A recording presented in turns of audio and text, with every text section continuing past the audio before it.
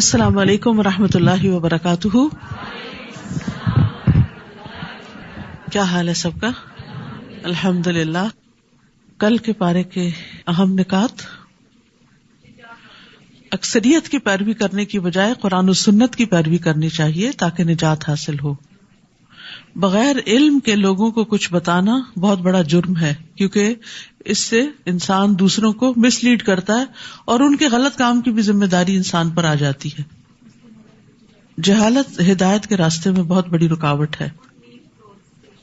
جانوروں کو لباس کی ضرورت نہیں ہوتی، ان پر تو قدرتی لباس موجود ہے، لیکن ہمیں اپنا لباس خود اختیار کرنے کی ضرورت ہے، اور خاص طور پر عبادت کے وقت پراپر لباس ہونا چاہیے. اب رمضان آ رہا ہے اور راتوں کو جاگیں گے، قیام کریں گے، تکلیف اٹھائیں گے، لیکن اگر ہم پراپر شرائط ہی نہیں پوری کر رہے نماز کی تو وہ صرف تھکنا ہے، اس کا فائدہ کچھ نہیں ہوگا. تو مسلمان خاتون کا نماز میں ڈریس کیا ہوتا ہے یہ ہم سب کو پتا ہونا چاہیے، تاکہ نہ ہمارے بال نظر آئے، نہ ہماری گردن نظر آئے، نہ کان نظر آئے، نہ وہ سی تھرو ہو، نہ بازو نظر آئے. کیونکہ بعض لوگ بازو یہاں تک چڑھا لیتے ہیں اور پھر چھوٹا سا دوپٹہ یا اسکارف لے لیتے ہیں اور نماز میں آدھے آدھے بازو نظر آ رہے ہوتے ہیں، تو اس سے نماز نہیں ہوتی. اسی طرح تنگ شلواریں پہن لیتے ہیں جس سے ٹخنے ننگے ہو جاتے ہیں، جو ہی رکوع میں جاتے ہیں پنڈلیوں کا بھی کچھ حصہ ننگا ہونے لگتا ہے، کیونکہ اللہ تعالیٰ کا حکم ہے خذوا زینتکم عند کل مسجد. ہر مسجد میں، اور مسجد مراد عبادت کی جگہ ہے، اور عورت کی عبادت کی جگہ اس کے گھر کا مصلی بھی ہوتا ہے. تو اس وقت پراپر زینت، مناسب مہذب لباس پہن کے اللہ سبحانہ تعالیٰ کی حضور حاضر ہونا چاہیے. کیونکہ دنیا میں بھی آپ دیکھیے، اگر آپ کسی بڑے کے پاس جاتے ہیں، کسی خاص اہم موقع پر آپ حاضر ہوتے ہیں، تو آپ اپنے ڈریس کا بہت خیال رکھتے ہیں کہ پراپر ڈریس ہو، فارمل ڈریس ہو. تو نماز کا بھی ایک فارمل ڈریس ہے.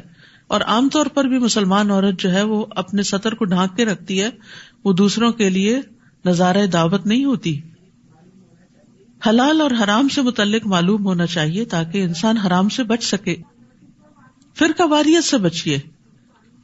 افضل عمل پانی پلانا ہے. سب نے سوچا پانی پلانے کا کیا طریقہ اختیار کرنا ہے، اور کل میرا خیال ہے ڈائننگ ٹیبل پہ شعوری طور پر پانی بھر کے رکھا ہوگا آپ نے، تاکہ آپ کے ہاتھ سے سب پیئیں.